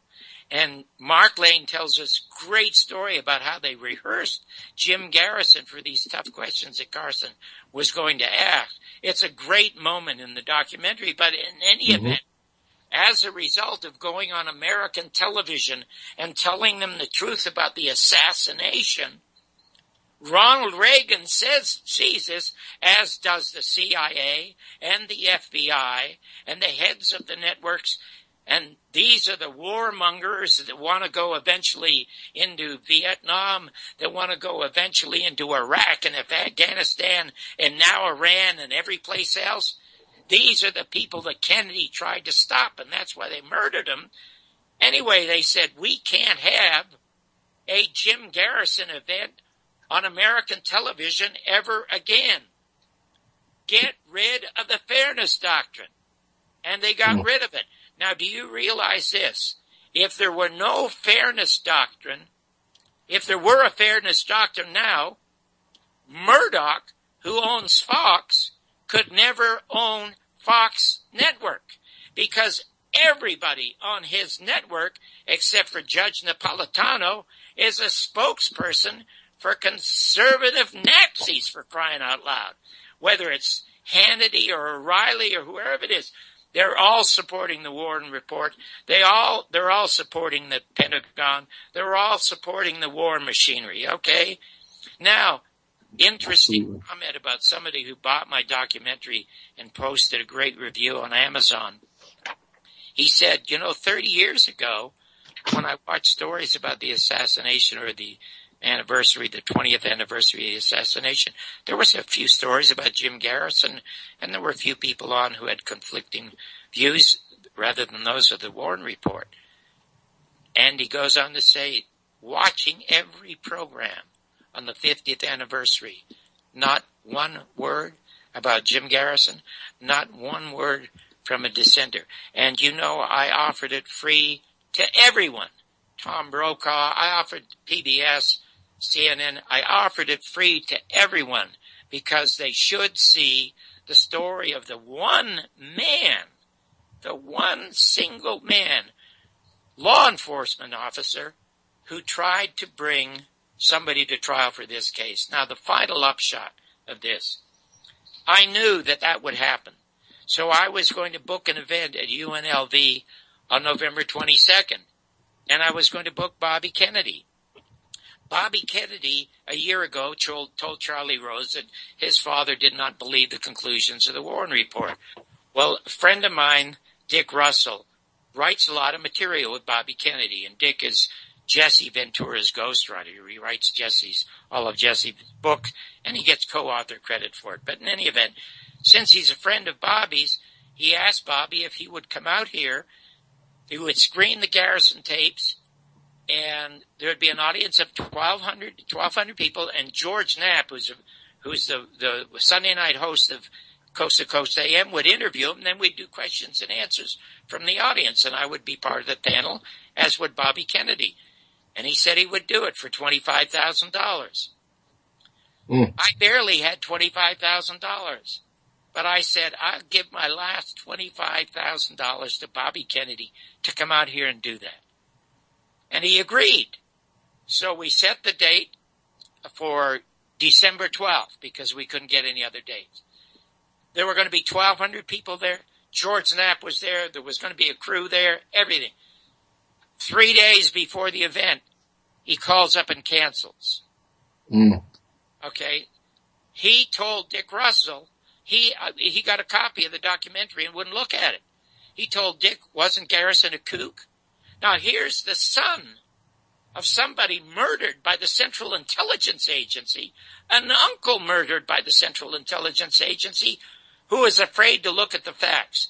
Now that's probably why he became an alcoholic and a drug addict, because he didn't have the courage to stand up and fight for his father or his uncle. That's all I can attribute it to. But 2 days after he canceled, he called back and apologized and said he'd reconsidered, but then it was too late because that date was booked. So what I did is I booked January 31st, and I brought in Dick Russell, Joan Mellon, whom you had on your first show, and Jim Mars. I screened the Garrison tapes. We did a live webcast, and then we had this panel discussion.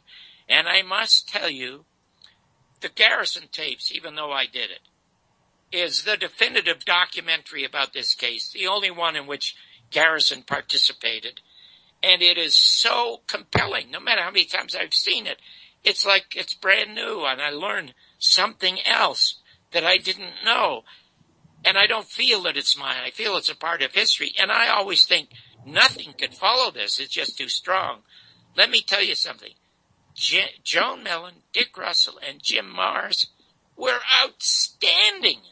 And they came forth with material that nobody could believe. It's so new and it's so interesting. And we got great questions from the audience. We got a great question from an 18-year-old student who stood up in the back of the room and he said, I'm only 18 and I'm not very bright, but I do believe the Central Intelligence Agency, from what all I gather, did murder John Kennedy. But why would they murder him in public and have to go to all the trouble to cover it up?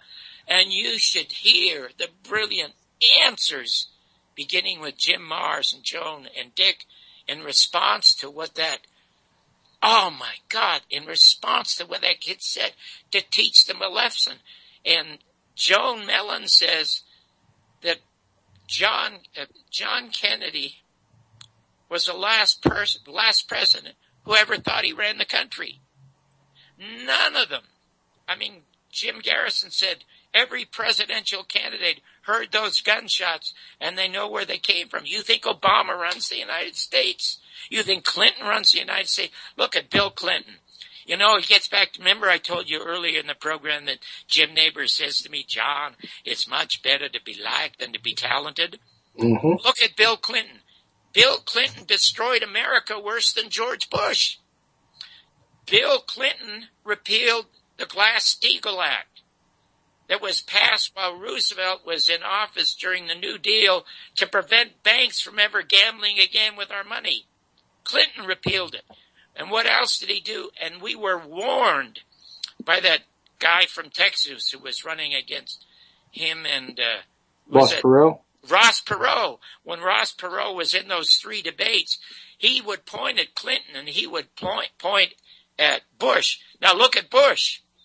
The first Bush becomes president of the United States after he's head of the Central Intelligence Agency. Can you imagine the head of the secret police being the head of a country? If that happened in Russia, we'd never hear the end of it, for crying out loud. We had the head of the CIA sitting in the Oval Office. That's how bad it's got. Anyway, he signed NAFTA. Where do you think all our jobs have gone? And worse than that is Waco. That man murdered women and children at Waco. And I think 87 of them were black. And I never heard from Jesse Jackson or Al Sharpton or any leading black figures about that. Nobody held that guy to task. And what happens now? The guy goes all over the country getting $150,000 a speech because he's charming, because they like him. The man is a criminal. George Bush is a criminal. They're all criminals, for crying out loud. If you use the Nuremberg rulings as your barometer, these people are all war criminals. Couldn't have said it better myself, John. I have said it all the time. I say it on almost every program that John Kennedy was probably the last president to be fool enough, and I say this with a sort of sardonic look on my face. But the fact is, he was probably the last man that was fool enough to think that he had to be in charge. Well, that he could be. I'll tell you how smart he was. And I do wish, he gave that speech about secret societies that ran America, and I wish he had named names, but I'm sure he was talking about the Federal Reserve. He signed an executive order in 1962. I think it's either 11110 or 11111. This executive order calls for the United States Treasury, as mandated by the Constitution, to print money. And he printed silver certificates. That meant, let's say you were a farmer and you went bankrupt. Rather than borrowing from Bank of America and having to pay them 12 or 15%, you could borrow from your own government and pay them 1.5%. Okay? That would have put the Federal Reserve out of business. I go around every couple of months and speak at a university. I speak to hundreds and hundreds of students, upper education students, students majoring in economics and politics. Mm-hmm. Not one could tell me what the Federal Reserve was. Well, this is true. It's a private bank that finances the United States. This part is true, but John, there's a little... The last thing about this, then you've got the floor. Sure. The day he was shot in Dallas, they stopped printing them.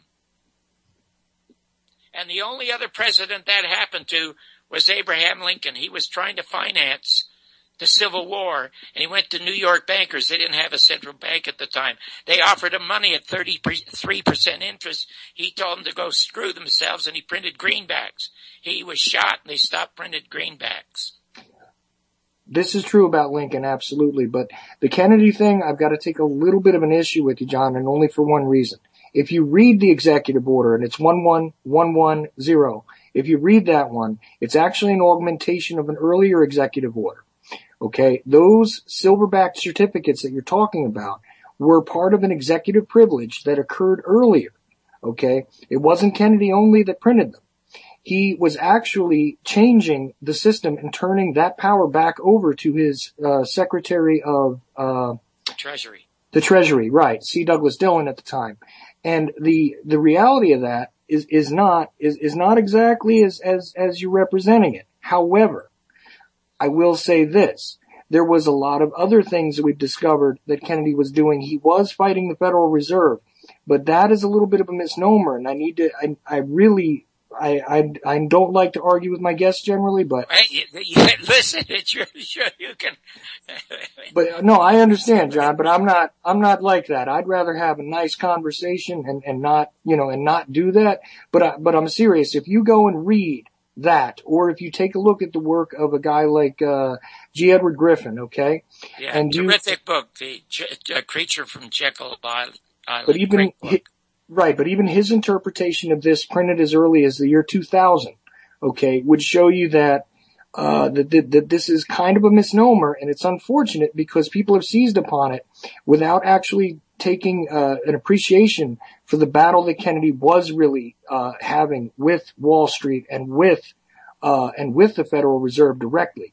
But the idea here, when you take into consideration that the Silver Purchase Act had been augmented at that time, and the actual effect of that executive order was to give back to the Treasury Secretary that which only the president was able to do by presidential privilege. And I even did a video on this myself where I showed people that those certificates, those U.S. notes, did not only exist in Kennedy's time. But if you take a look at it, I promise you'll find that it's a bit of a misnomer. Oh, and okay. I'm sorry to point that out, but hey, listen. It doesn't hurt to be informed. I mean, superficially, that's what I knew, and that's what I learned from Jim Garrison. So I'm just repeating what Jim said. But, I'm not an economist, and I didn't really want to look that deeply into it because I was more interested in what the Central Intelligence Agency was up to rather than the Federal Reserve. Oh, and absolutely. And let me say something.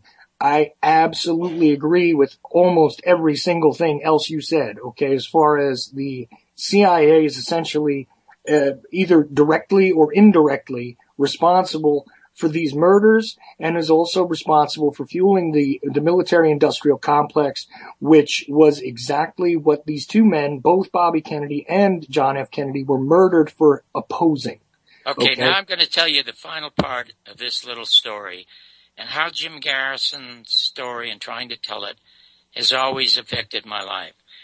Now, from 1979 to 1981, while I was giving America the most popular, one of the brightest, most charming, wittiest, smart shows the country ever had, we were responsible for passing the Missing Children's Act.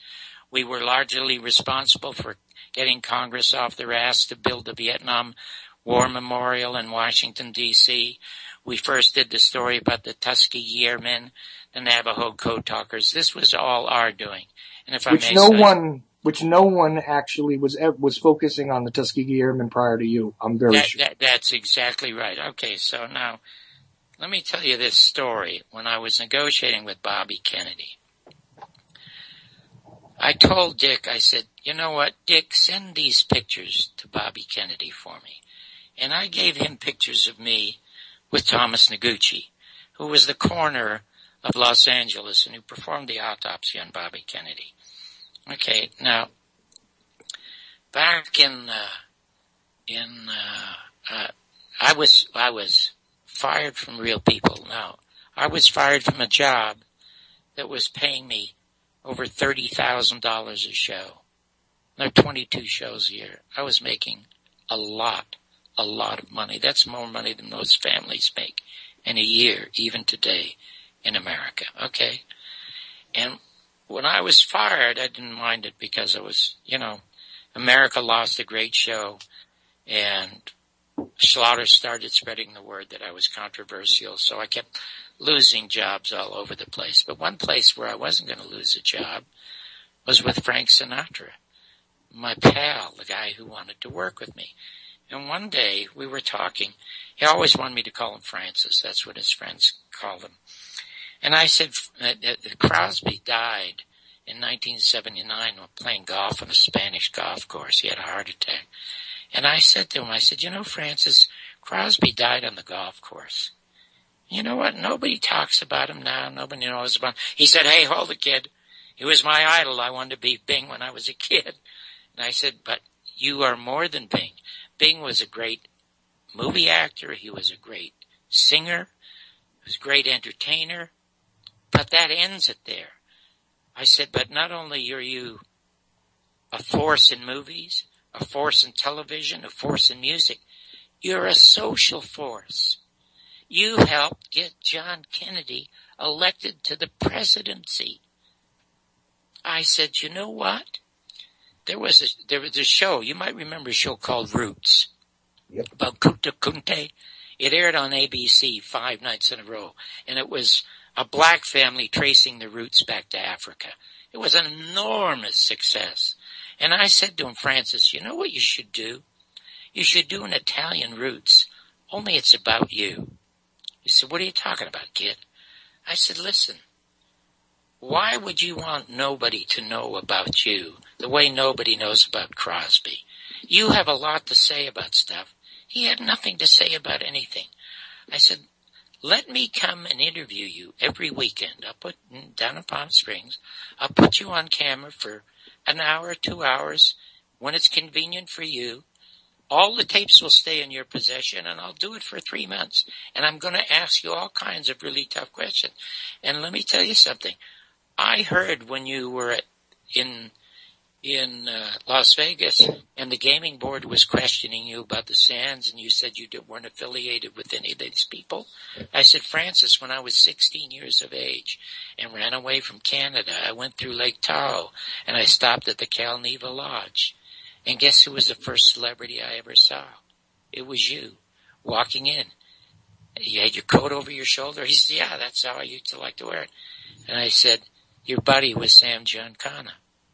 And he looked at me and he stared, and then he laughed.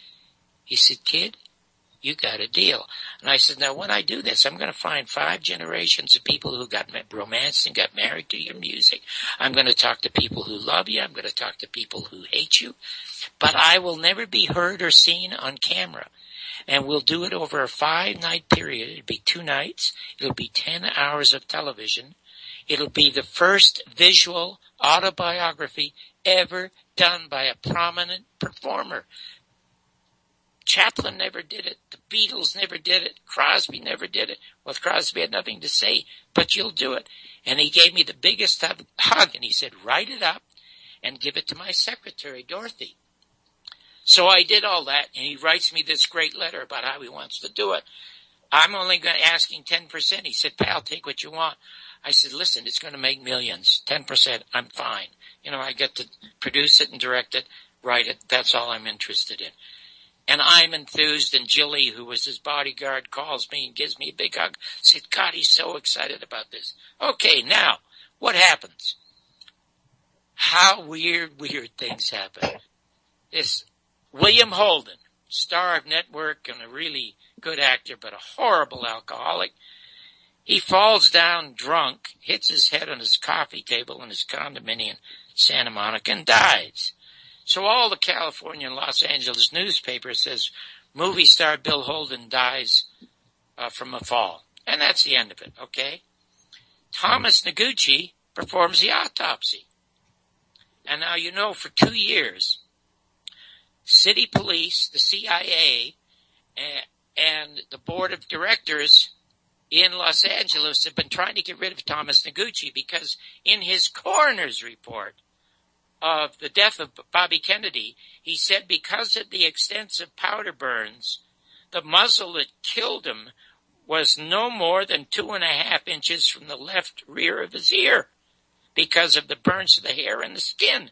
Well, Sirhan was 6 feet in front.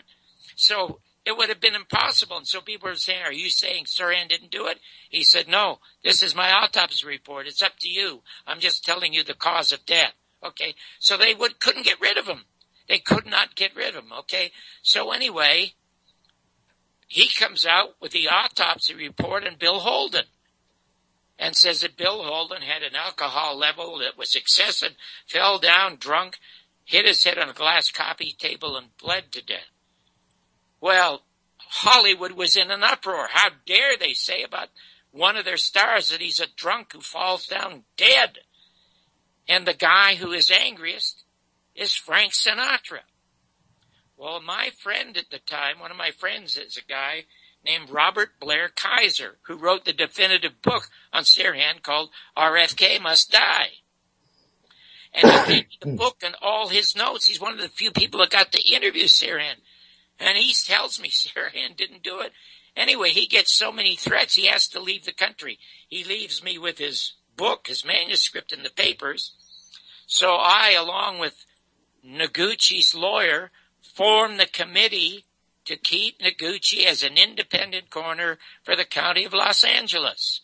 And we hold rallies where 1,000 people show up in support of what we're doing. And on the other side, Frank Sinatra is setting up rallies to get rid of Noguchi. And Sinatra never, ever spoke to me again. And Jilly told me Jilly died he died in a Jaguar. He was hit broadside.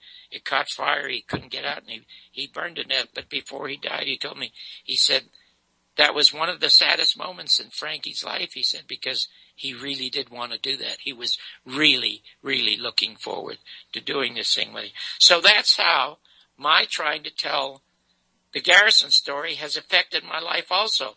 Now, I thought that when Dick Russell told Bobby Kennedy that I was trying to help investigate the death of his father, that he would leap at the chance to come and sit with me at UNLV and be interviewed by George Knapp. Instead, he didn't, and I haven't heard from him since.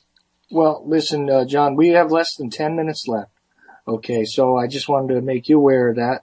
And, wow, I have tried to interview Sirhan a few times, and, I have not been able to get through that, to be honest with you. I've interviewed a lot of interesting people for various pieces of work, but, I was never able to get through on that one. I would love to see those notes, I'll tell you that. You know what else I'd love to see, by the way, is that there was a whole lot of material that you didn't get to with the Garrison tapes, that, you had an abundance of material remaining, right?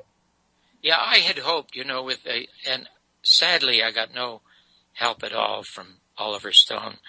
I first offered all this material to Oliver back in 1992 when he announced his film that he could be the executive producer of this and would release it a year after his movie so people could see the real Kevin Costner, and this would justify everything he's trying to do. Well, the truth is that he tried to stop the making of the documentary for whatever reason. I have no idea. He never mentions it. People, when he's on radio shows and people call in and ask him about it, he totally ignores it. So that is one thing to be on me. But if it had made the money I thought it was going to make, I was going to do part 2.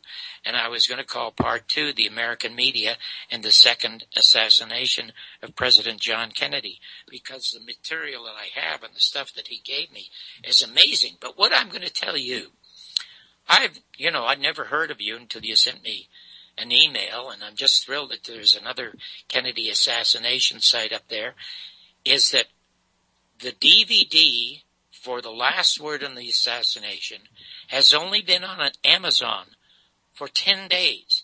Amazon, Chuck, has 400,000 titles.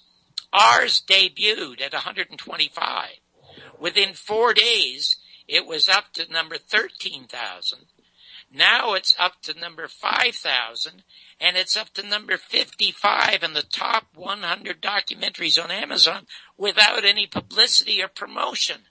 It's as though somehow metaphysically the word is getting out, because if you happen to order that DVD, and you can go up there and you can see a couple of reviews, but if you order it, you've seen the documentary, but if you just go to the end of the documentary and watch that 51-minute panel discussion, it is the liveliest, most informative, most entertaining 51 minutes about the Kennedy assassination that you will ever hear. And I've heard them all. I was once going to do a play of Mark Lane's terrific book, Plausible Denial. I had optioned that to write it as a play. I was hoping to turn it into another Inherit the Wind. I mean, I know everybody who's associated with this, and it's funny because here I am. I started out as a bumbling actor and then a fairly successful comedian, and I stumbled into news, and just doing the Garrison thing is something, a story that I believe has to be told. It is the most important story in American history. And here's this little guy living in Las Vegas. And some people say you reach a certain age in America, you're over the hill. Well, that's true. I've reached that age. I am over the hill, but Chuck, I'm starting up the next one. So that I hope when I get to the top of the next one, I'm able to do part 2 of the Garrison tapes, called The American Media and the Second Assassination of President John Kennedy. Well, John, I gotta say, I'm just absolutely floored and so happy that you came on with me, because I absolutely believe that Garrison's story has not been fully told anywhere. It has not been aired anywhere. I mean, the only place that your documentary ever aired in this country, to my knowledge, was on Cinemax, I think, probably 20 years ago. Something like that. In 1993, they smartly ran it as a companion piece to Oliver Stone's film. And I don't know why they never ever renewed that, because how terrific would that have been on the 50th anniversary to run Oliver Stone's film and then follow it with the Garrison tapes? I mean, what a blockbuster night of television that could have been. I mean, C-SPAN could have done it. Anybody could have done it. They all refused to do it, even though I offered it to them for nothing. Every one of my listeners is aware of exactly how precise I am about this stuff, about how I value sources, about how I discourage people from poorly done sources, things like this. As a visual record of Jim Garrison, of an overview of the assassination, an overview of Garrison's case, an overview of everything that occurred there, I've got to say that this has been one of my resources for years. I bought this thing, like I said, on a VHS because MPI Home Video had put it out before. But you know what? If you got that panel discussion included on that DVD, Dick Russell is an amazing writer. The guy who wrote The Man Who Knew Too Much. Yeah. Also, the Jesse Ventura books, like you mentioned. But I mean, Dick Russell was a writer for the Village Voice, an incredible investigative journalist. Terrific. Really did a lot of serious footwork when it came to all this. An amazing guy. Joan Mellon was my first guest for a reason. Okay. An absolutely, wonderful scholar, especially on Garrison, but on many things. An extremely intelligent, insightful woman who is absolutely, I don't think there's no one in America, truthfully, who knows more about Jim Garrison and the Central Intelligence Agency than Joan Mellon, except for perhaps a few people at the Central Intelligence Agency. Oh, well said. Well said. Which is why I also now, I know you might not be entirely familiar with him, but Jefferson Morley, who I brought on also because he's with the lawsuit with Joanides and the CIA. There is a reason why all these things have come about. As John said, I really had not known him over the years, but believe it or not, we've actually run in some similar circles. And I cannot recommend John's work on Jim Garrison any more than I don't even know what to say. The Oliver Stone film was a useful device. It was interesting. It was well done. You can't take anything away from it. The truth is, Oliver's, and I don't think Oliver got to do the movie that he made. You know, one thing that I've found out in this, there are a lot of people who absolutely are getting in my way of telling this story, and that means the people who put together that thing in Pittsburgh, Cyril Wecht and his son. A lot of people refuse to carry this stuff about Garrison. It's as though they're jealous of somebody else, okay? And it's like the old Mexican proverb about the crabs. You can never find a crab that can crawl out of a barrel full of crabs because the other crabs are pulling them down. And it's really sad to me that state of affairs exists with so many people. But Oliver never got to make that because Harold Weisberg, who has written great books, the Whitewash books, was a consultant on his movie, and he didn't like something that Oliver was doing without conferring with him, and he took the script and gave it to a CIA asset at the Washington Post, and they published an article attacking Stone before he'd even exposed the frame of the film. And I think Oliver was forced to alter the film. But what he did, he brought it to everybody's attention, and we got the Documents Act passed, even though we're not going to get the documents. And truthfully, I could have never been able to put my money together and raise additional money to do the documentary had people not been talking about Oliver's film. But right. Jim Garrison and his family had to sue him and Warner Brothers for their share of the profits, and they settled out of court. That's how sad Hollywood is. Oof. That's a terribly sad commentary. We are down to the last couple of minutes. Would you like to mention your website, John? My website is John Barber's World. You can go there and you can see a lot of terrific stuff. When Sinatra took over the Tonight Show one night, he knew Carson hated me for my review of him, so had me on. Oh, I'm sorry, Tom. Webcam microphone up close. Webcam microphone up close.